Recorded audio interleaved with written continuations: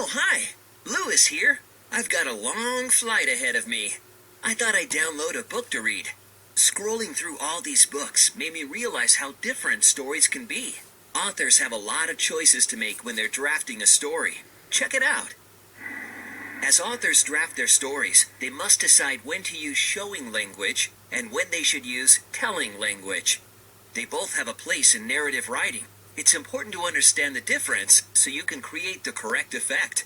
Showing language includes words that help the reader see and hear the characters, setting, and events. Showing language puts readers in the middle of the action.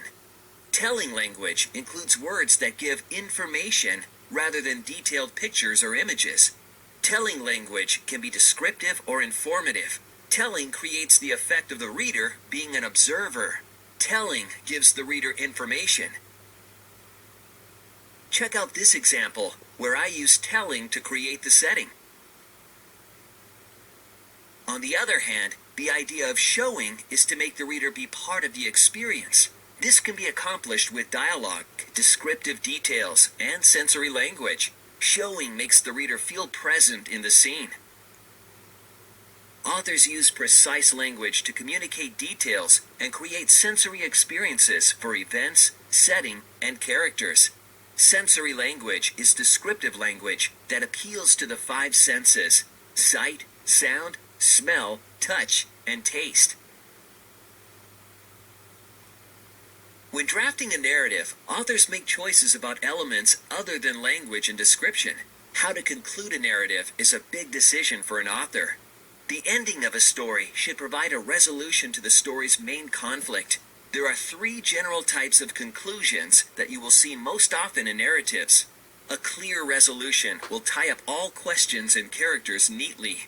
Or a character gains insight or experiences, concluding with a life-changing realization. This includes reflection on the part of a character or the author. Yet, depending on the story, the author might want to end with a cliffhanger. These stories end with the outcome still unknown, but in a way that is satisfying to the reader and not confusing or frustrating. All these conclusions can be written with the use of surprise or humor. The ending can be final, or it can leave the reader wondering what might happen after the narrative ends.